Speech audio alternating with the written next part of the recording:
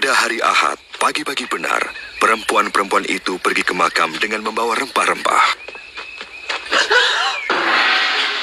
Mereka mendapati batu sudah terguling dari makam itu. Dan ketika masuk, mereka tidak menemukan jenazah Isa.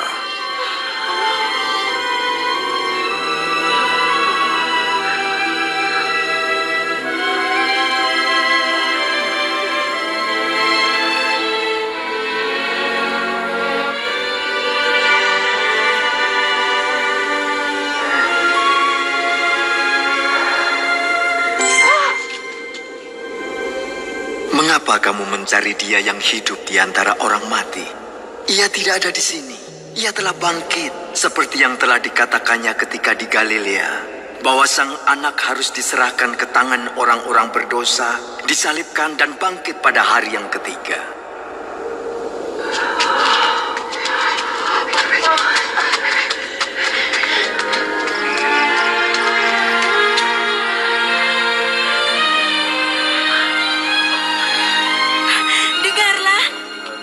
Terguling. Kami masuk. Jenazah sang junjungan hilang. Apa? Jenazah junjungan hilang? Dan 2 malaikat berdiri dekat kami, bercahaya seperti matahari dan berkata, "Mengapa kamu mencari yang hidup di antara yang mati? Ini benar.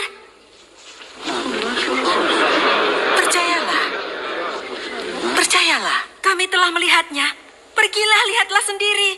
Makam itu kosong. Sang junjungan telah pergi. Petrus, kau harus percaya pada kami."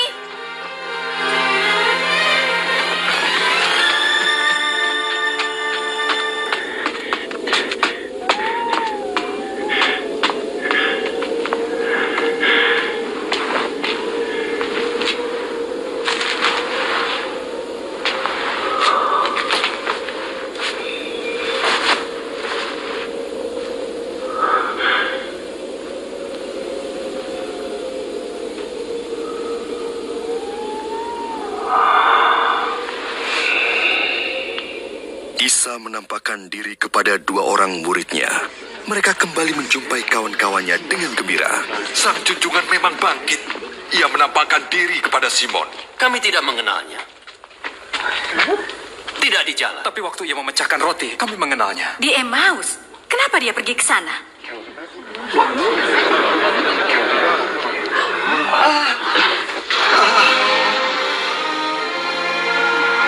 Damai bagimu.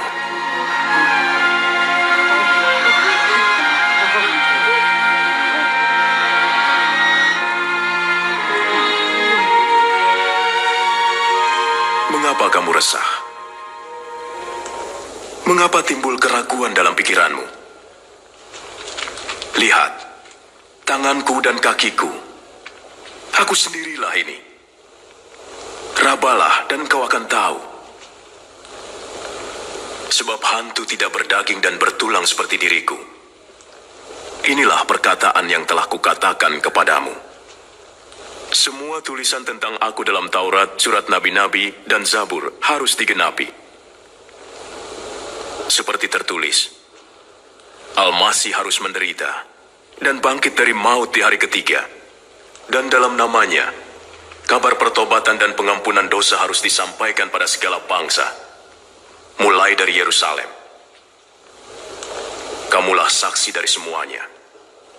Dan aku akan mengutus Ruh Allah bagimu. Tapi tinggallah di Yerusalem, sampai kamu menerima kuasanya.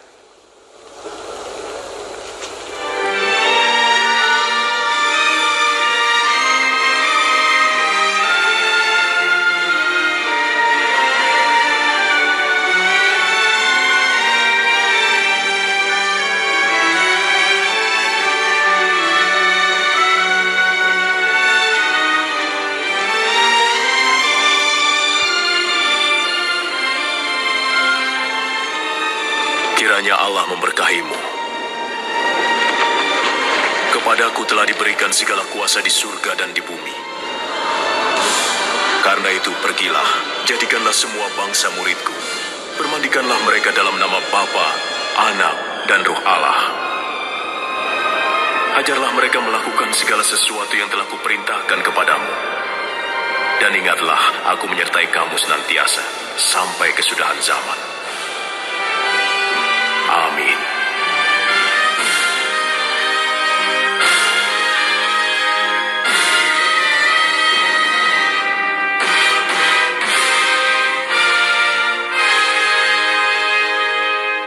Haleluya, terpujilah Tuhan kita Yesus Kristus, sebab Dia bangkit dari kematian, kita hidup hari ini. Di dalam 1 Korintus pasal 15 ayat 17 hingga 23 berkata, "Dan jika Kristus tidak dibangkitkan, maka sia-sialah kepercayaan kamu dan kamu masih hidup dalam dosamu. Demikianlah binasa juga orang-orang yang mati dalam Kristus. Jikalau kita hanya dalam hidup ini saja menaruh pengharapan pada Kristus, maka kita adalah orang-orang yang paling malang dari segala manusia. Tetapi yang benar ialah bahwa Kristus telah dibangkitkan dari antara orang mati sebagai yang sulung dari orang-orang yang telah meninggal." Haleluya. Sebab sama seperti maut datang karena satu orang manusia, demikian juga kebangkitan orang mati datang karena satu orang manusia. Karena sama seperti semua orang mati dalam persekutuan dengan Adam, demikian pula semua orang akan dihidupkan kembali dalam persekutuan dengan Kristus. Tetapi tiap-tiap orang menurut urutannya. Kristus sebagai buah sulung, sesudah itu mereka yang menjadi miliknya pada waktu kedatangannya. Haleluya, sebab Kristus hidup, kita hidup selama-lamanya. Amin.